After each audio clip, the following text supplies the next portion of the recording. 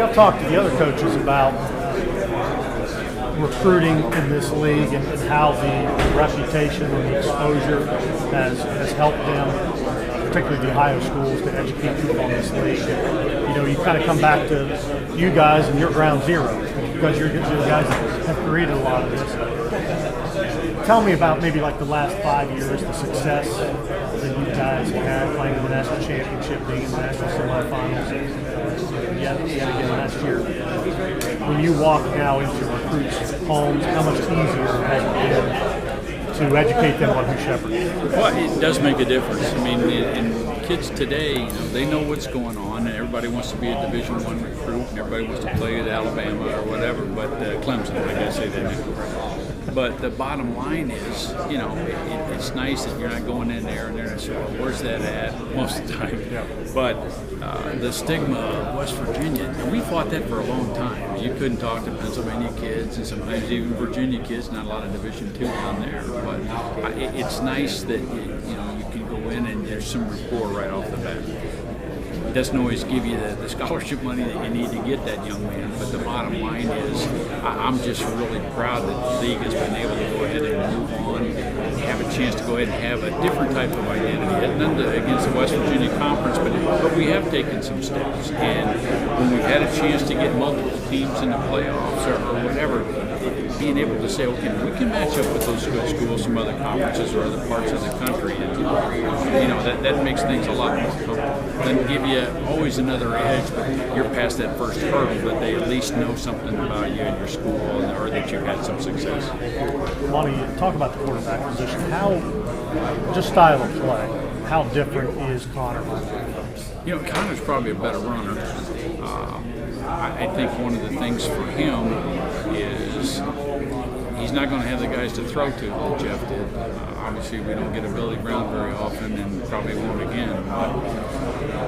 But I think he does add another dimension. And not that he's going to take off and go, we got a couple of younger guys that that's what they want to do. They go back just to take a quick glance and then they take off. So the concern is you don't want to run him too much. But the bottom line is he makes good decisions, got a strong arm, so we're not losing anything there, and maybe gaining just a little bit with the threat of being a little taller, a little bigger kid, but we better keep him clean and standing up at the end of the play. I know that this is one of the questions, because when I say what is your primary concern, coaches have many concerns. You know, offensively, is wide receiver your primary concern? That and tight end. We lost both tight ends. We don't really have, unless we make a position switch, and that's always something that you look at. Hopefully you make that decision early enough in camp that, you know, you're not trying to figure it out 3 games in. But I would say those are the 2 areas on offense. Getting Jabri back helps a little bit with losing Brandon. Just a great kid, a super kid, and the kids love him and bless his butt, and he makes straight A's in school, and to have that happen, it's really tough. Because I don't know whether he'll play. I mean, it's kind of nuts. But I would say those are the couple of positions. Defensively, defensive front's going to be really good. I don't know how deep it is. Got 2 corners with experience, got to have a new free safety. That'll probably Keith Davis, who's played outside. He's played some corner as a backup free safety.